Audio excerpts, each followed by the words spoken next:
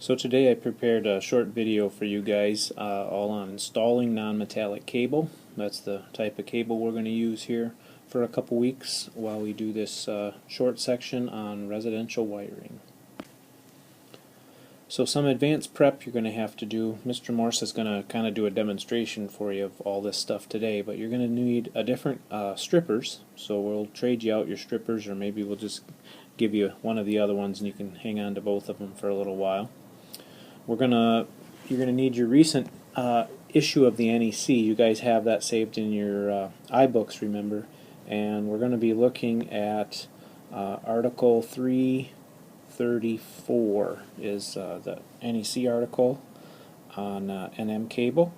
There's also some other sections of the code we're going to have to consult as well. Those will be coming up here in a couple other slides.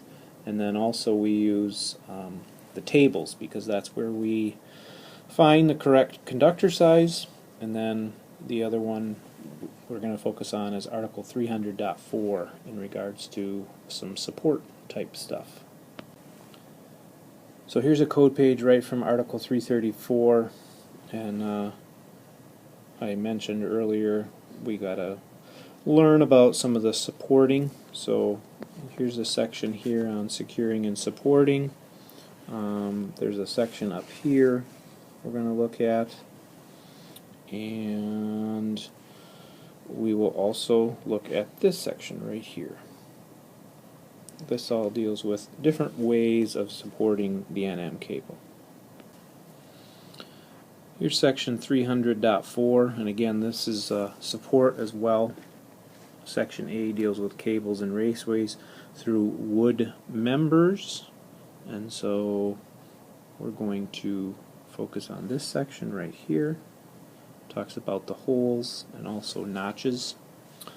And our wood is all drilled already, so we won't have to do a lot of drilling, but we're going to show you exactly why those holes are drilled in the locations that they are. So the first thing you're going to do with the cable is, if you're looking at your piece of cable, you have to use your strippers, and you're going to put a score mark with the strippers. And Mr. Morse is going to demonstrate this. And once you've done that, then you can go ahead and you can remove this portion of the jacket. And the whole goal is to get some free conductor out here. And most of the time you're looking at between 8 to 10 inches of free conductor that you need to have sticking out of the cable, and that's going to get inserted directly into the non-metallic box. For step 2, you're just going to insert the NM cable into the box at any of the holes that can be knocked out, and this will be covered in the demonstration with Mr. Morse.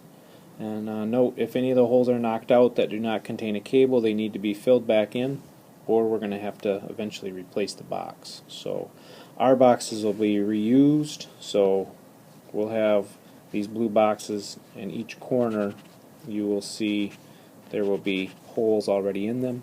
You guys should get some new boxes to start with. There should be plenty underneath the stairwell in the shop.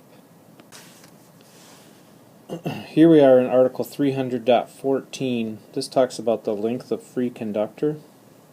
And earlier I mentioned that 8 inches to 10 inches of jacket you're going to remove.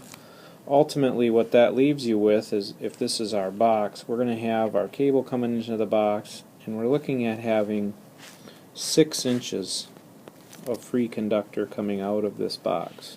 So we're looking at that amount of cable, and that specification is from right here in Article 300.14.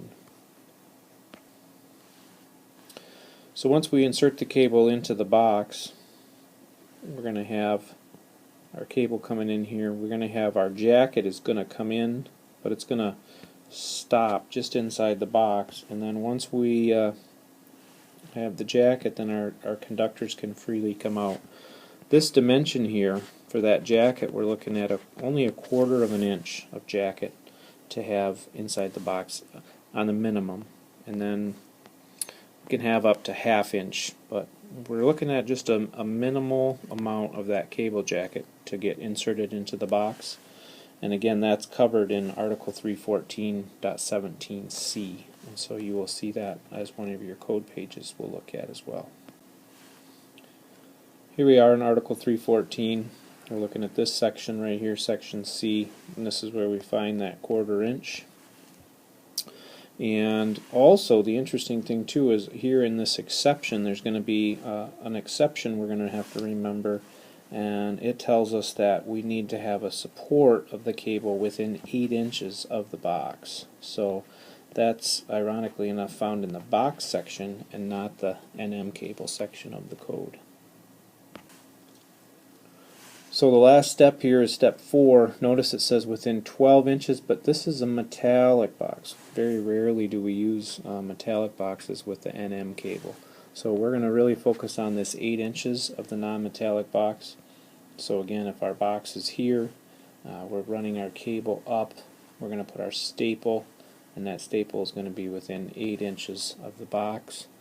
And then we go every 4.5 feet after that along the run of the cable, whether we're running vertically up a stud or maybe we're running across the face of say a 2x10 or 2x8, something like that.